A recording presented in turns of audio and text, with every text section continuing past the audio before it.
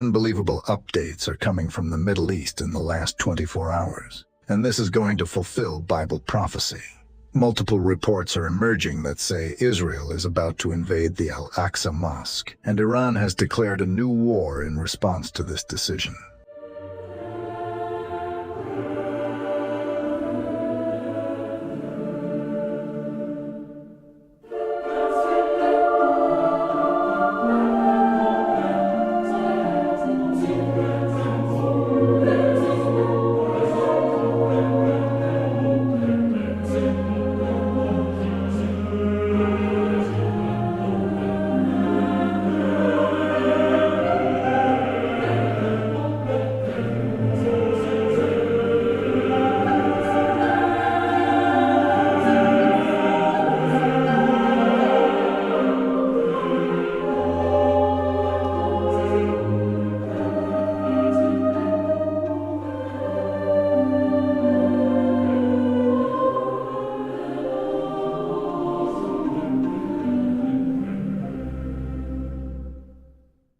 I will tell you more about the invasion of the Al-Aqsa Mosque. But before that, I want to show you a clip where the Prime Minister of Israel, Benjamin Netanyahu, is giving an alert to the entire world. Take a look. אזרחי ישראל היקרים, כמוכם גם אני הזדעזעתי אתמול.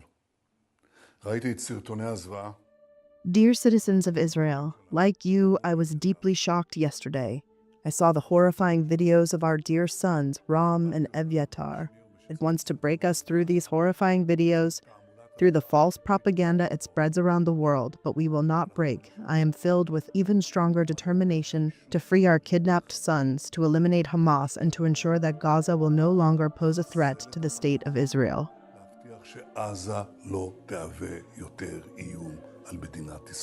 As you can see, Israel has already made its intentions clear regarding the operation in Gaza, to free the hostages and eliminate Hamas until it no longer poses a threat to Israel and its people. On the other side this morning, reports are coming in that Prime Minister Benjamin Netanyahu has given permission to fully occupy the Gaza Strip, as the temporary ceasefire was not leading to a solution or the release of the hostages.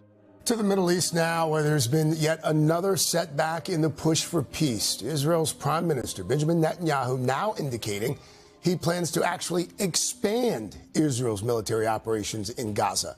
Let's bring in NBC's Matt Bradley. Matt is in Tel Aviv for us. Matt, good morning.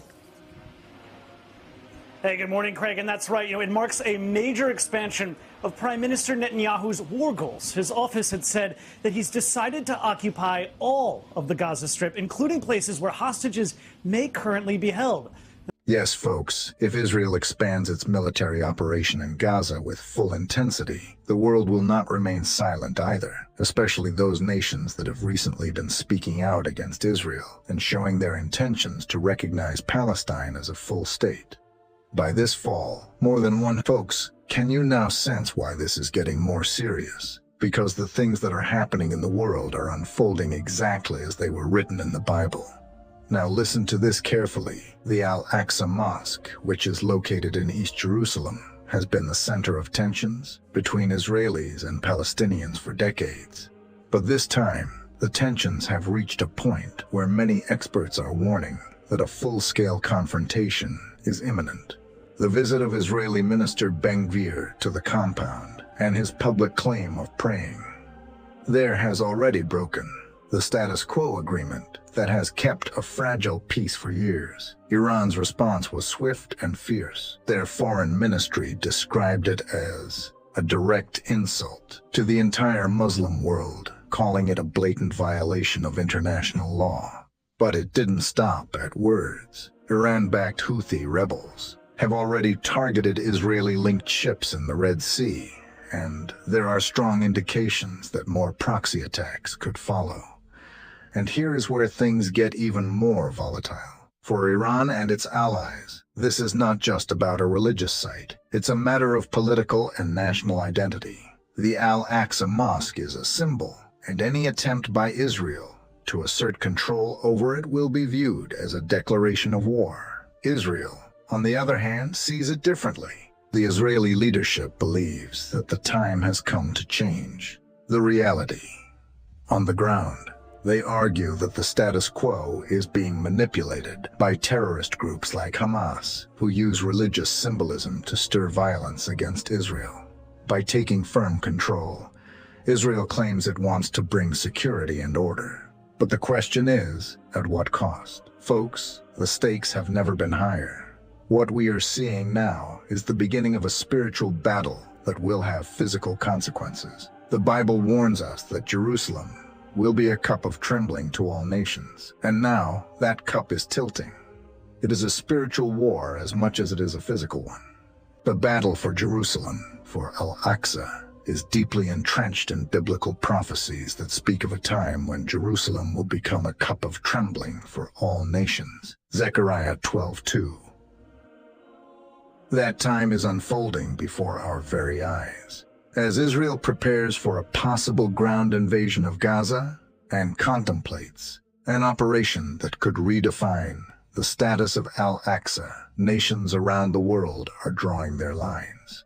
Turkey has issued warnings, Egypt has called for an emergency summit, and even countries that have recently signed peace agreements with Israel are now raising concerns.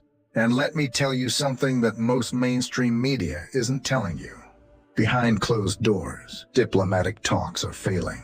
The trust deficit between the involved parties is so deep that any attempt at mediation is being met with suspicion. Israel believes that it is surrounded by enemies determined to erase its existence. Iran, on the other hand, is presenting itself as the defender of the Muslim world, ready to lead a coalition against Israel. And in the middle of this geopolitical chaos, the people of Jerusalem, both Jews and Arabs, are bracing for what could be one of the most dangerous escalations in recent history. Let me ask you, does it still feel like a political coincidence to you?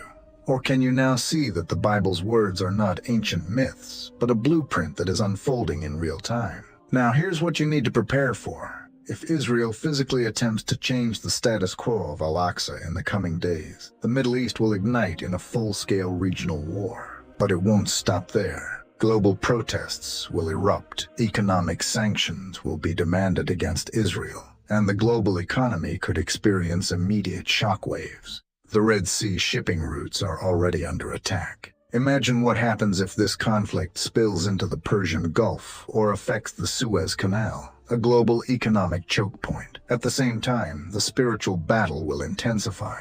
We will see more bold challenges to Israel's right to exist, more hostility towards Christians and Jews worldwide, and a rise in anti-Semitic and anti-Christian sentiments under the guise of political opposition. And yet, despite all this chaos, we must understand, God is not surprised. Everything that is happening now was foretold. The nations rage, but God's word stands firm. This is the hour of testing. This is the hour of testing. This is the hour of testing. This is the hour of testing. This is the hour of testing. This is the hour of testing. Israel's next moves will decide how fast this prophetic clock ticks. If they proceed with the Al-Aqsa operation, expect immediate military escalations not just from Iran but from multiple fronts: Gaza, Lebanon, Syria, and even beyond. But this war won't just be fought on physical battlegrounds. It will also be a battle for truth, for narratives, and for the souls of those who are blind to what is really unfolding. And as this chaos mounts, keep your eyes on Jerusalem. Jesus himself said, "When you see Jerusalem surrounded by armies, then know that its desolation is near." Folks, we are on the edge of that prophetic cliff. The world is watching, but most are still blind. But you are not. You've seen the pieces moving, you've read the signs, and now you're witnessing the Bible being fulfilled in the headlines. Who will blink first? Iran? Israel? Or will the nations unite to force a ceasefire that delays the inevitable? Only time will tell. But what is certain is this: the prophetic dominoes have started to fall, and there's no turning back now. Stay vigilant. Stay discerning. The days ahead will demand spiritual clarity like never before. The battle for Al-Aqsa is not just a political crisis. It's the stage upon which the final prophetic events are preparing to unfold. Therefore, as always, before closing this crucial message, I ask you to join me in a prayer that will help us remain discerning amidst these tough times. So, let's pray together, equals. Heavenly Father, Almighty God of Abraham, Isaac, and Jacob, we come before you today with hearts that are heavy, yet steadfast, knowing that nothing happening in this world is outside of your divine hand. Lord, we are witnessing events that were spoken of long ago in your word, wars and rumors of wars, the shaking of nations, and the boiling tensions in Jerusalem. We see the storm clouds gathering over the Middle East, and we understand that this is not just a conflict over land or politics, but a spiritual battle, a battle that has been foretold and ordained in your prophetic timeline. Father, today we lift up the city of Jerusalem, the city of the great King, the city that you have called your own. We know, Lord, that as Jerusalem becomes a cup of trembling to the nations, your purposes are being fulfilled. You have declared that you will make Jerusalem a burdensome stone, and all who try to move it will injure themselves. Yet, Father, we also know that your mercy endures forever, and you hear the cries of your people. Lord, we intercede for peace, not the false peace that the world negotiates, but the true peace that comes only through Yeshua, Jesus Christ, the Prince of Peace. We pray that amidst the chaos, your truth will pierce through the lies and the manipulations of men. Let the eyes of the blind be opened, Lord. Let the hearts that are hardened be softened by your Spirit. We pray for those who are caught in the middle of this storm, the innocent men, women, and children in Israel, in Gaza, in the surrounding nations. Father, have mercy. We pray, Lord, for the leaders of Israel. For Prime Minister Netanyahu and his advisors, we ask for your wisdom to guide their decisions. Let them not be led by pride or fear, but by your sovereign hand. Guard their hearts from rash actions that could ignite uncontrollable fires. And yet, Lord, we also know that they are stepping into a prophetic role that must come to pass. So we ask, Father, that even as prophecy unfolds, you will cover your people with a shield of protection. May Israel understand that their true refuge is not in their military strength, but in you, the God of Israel, the Lord of hosts. Father, we lift up the nation of Iran. We pray for the leaders who are blinded by hatred and driven by a spirit of destruction. Lord, bring conviction to their hearts. Break the chains of deception that have enslaved that nation for generations. We pray for the Iranian people who are yearning for truth, but are being led into the flames of conflict by leaders who do not fear you. Raise up voices within Iran who will stand for righteousness, who will declare your word even in the midst of persecution. Lord, we also pray for the nations of the world who are watching these events unfold.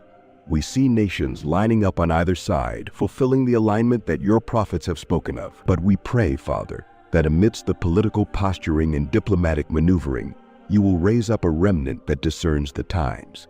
Let there be leaders, intercessors, and watchmen who will not be swayed by public opinion, but will stand upon your word with boldness. Father, we ask for an awakening in the church. For too long, many believers have been asleep, distracted by the comforts of this world, unaware that the spiritual battle is intensifying. Lord, awaken your people. Shake us out of complacency. Fill us with urgency, with discernment, with holy fire. Let us not just be spectators of prophecy, but active participants, praying, declaring, and standing in the gap as your will unfolds on earth as it is in heaven. We also pray, Lord, for the safety of your children who will be caught in the midst of this coming storm. You have promised in Psalm 91 that those who dwell in the secret place of the Most High will abide under the shadow of the Almighty. So, we plead the blood of Jesus over the believers in Israel, in Gaza, in Iran, and across the Middle East. Hide them in your refuge. Let no weapon formed against them prosper. Lord, as the nations rage and the world trembles, let your name be exalted. You said in your word that when these things begin to happen, we should look up, for our redemption draws near. So we lift our eyes to you, the author and finisher of our faith. We know that you are in control. No plan of yours can be thwarted. Every word you have spoken will come to pass. Father, prepare us for the days ahead. Strengthen our faith. Equip us with courage. Let our hearts not be troubled, but let us be filled with a peace that surpasses all understanding. Teach us to walk in love, even when the world is filled with hate. Teach us to be light, even when the darkness seems overwhelming. We pray, Lord, for the outpouring of your Spirit in these last days. As the shaking increases, let there be a mighty revival. Let the harvest be plentiful. Draw souls to your kingdom, Lord. Use this chaos as a catalyst for salvation. Let those who have been hardened in unbelief be shaken awake to the reality of your truth. Lord, we understand that the battle for Al-Aqsa is a signpost on the prophetic timeline. It is a marker that your word is true, and that time is short. So we pray, come Lord Jesus. Come and establish your kingdom of righteousness. Come and judge the nations with truth. Come and bring justice to the oppressed. But until that day, empower us to be your ambassadors of truth, your messengers of hope, and your warriors of prayer. Father, we thank you that nothing can separate us from your love. Not war, not persecution, not famine, not sword. We are more than conquerors through him who loved us. So we stand firm today, not in fear, but in faith, knowing that you, O Lord, are our refuge, our fortress, our deliverer. We give you all the glory, all the honor, and all the praise, for you alone are worthy. In the mighty and matchless name of Jesus Christ, we pray. Amen.